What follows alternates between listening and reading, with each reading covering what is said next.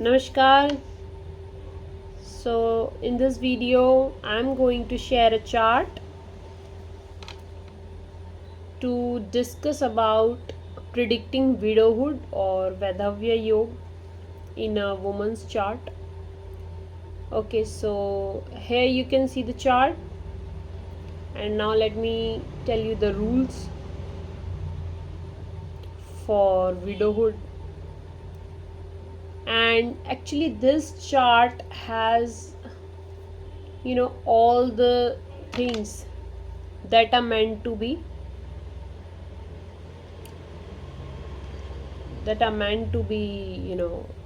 uh, resulting in widowhood. The first thing is malefic in 7th house. Here you can see that 7th house has malefic. Rahu in 7th house is also not considered good for marital bliss. Rahu is also there. So the first thing, malefic in the 7th house. Second thing is Rahu in 7th. Third is Saturn in lagna. Saturn in lagna is not considered good for marital bliss. Fourth,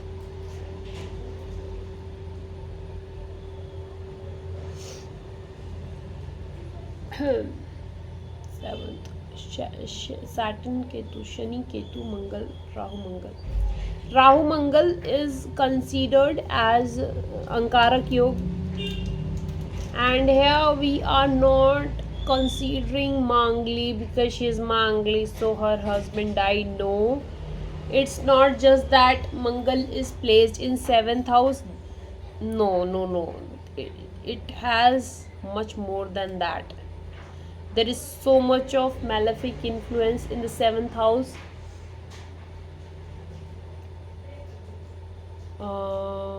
Venus, okay.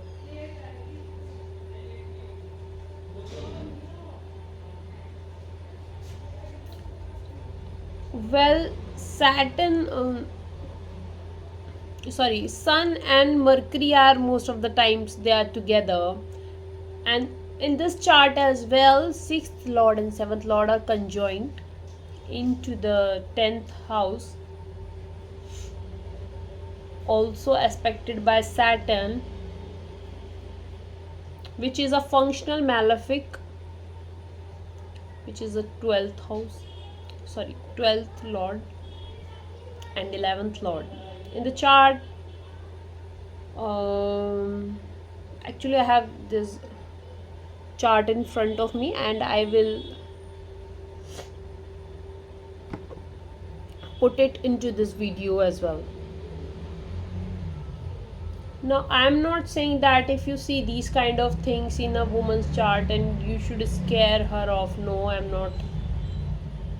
I won't suggest that. But yes, if you see so many malefic influence, the person should go for an astrological consultation for sure.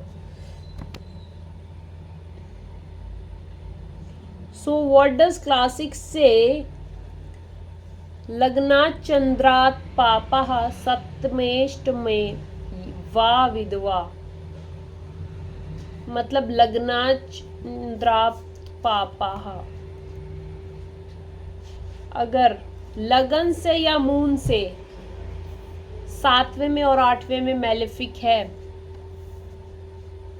Okay, यहाँ लगन से 7वें में malefic है, 8वें में नहीं है.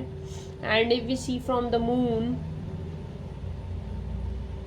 There are Buddha, Surya and Guru. So they are natural benefics. Surya is malefic. Surya is क्रूर ग्रह basically.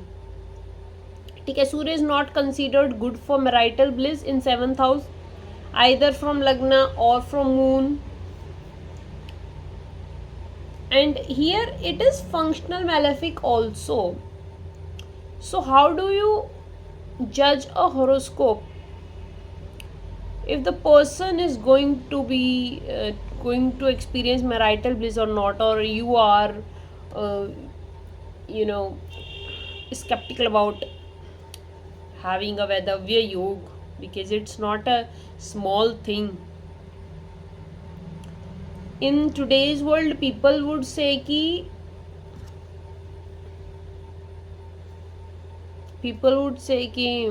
divorce happened, that didn't, that was not there in the ancient times when these scriptures were written. So widowhood uh, can also fructify as divorce.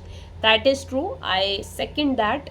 But the thing is that uh, what is difference between how would we differentiate between a yoga for divorce and a yoga for widowhood?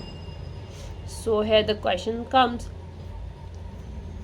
Well, when this chart came up to me, at first glance, I was really worried about the marriage. How was it? And she said that she's looking to get married. Then after, I asked her a few questions, and she told me that it will be her second marriage. Okay, she is a widow and her husband died, and she is going through a really tough time. This is what she said. Because you see that Saturn is in the lagna. When Saturn comes to the lagna, the life is full of pressures. Person can't follow his own passion or whatever he wants. He can't follow that. He is under pressure, and for survival he has to do so many things, and not just for survival, for because of family pressure, because of pressure of consequences. He is under a constant pressure, and this chart shows that lagna lord guru is sitting in its own house, 10th house. Yes, she works. Actually, she had I don't remember, she had some business, small business. So she put food to the table for the family.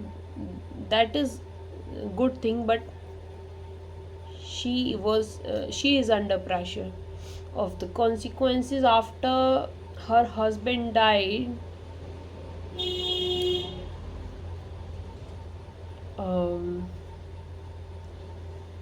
as she has two daughters.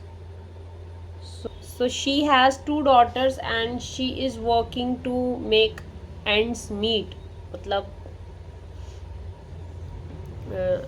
she is the sole breadwinner of the family. Let me talk about the other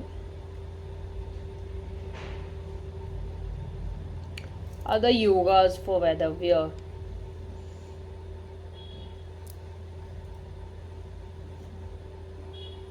Basically, you have to check the 7th and 8th house. Okay, and here 7th house doesn't seem right. And when we look at the 8th house, 7, 8, 9. No, there are no aspect even on the 8th house. There is no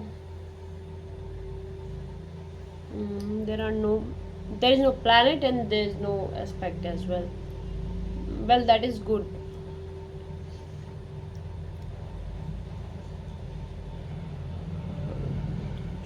Tenth house has a lot of influence actually, because Mars, Saturn both are aspecting on the 10th house.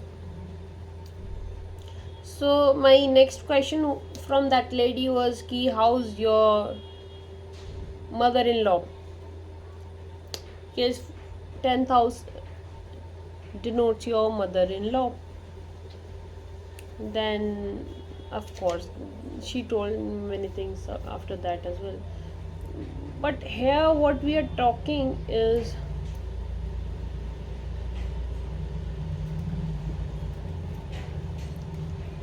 One more thing, you will see that moon and sun are in front of each other. That is, she is born on a Purnima. So in first glance, if you just see the moon and sun in the axis to each other, it seems really good. She is Purnima born. And it is said that female born on Amavasya, she suffers widowhood. So here you see, here's the difference. Here I won't call it an exception, because, but yes, we should not boast of that I am born on such a auspicious day or tithi. I'm not saying that widowhood is good or bad. I am not going to judge it. I think I should not, because let me tell you what happened. A friend of mine told me that his mother died, and I was like, oh, your mother died. I'm so sorry to know that, and all that. I said that. He said, no, I'm not sad, I'm actually happy. So that depends upon person to person, how the consequences will make him feel. So that's it for today.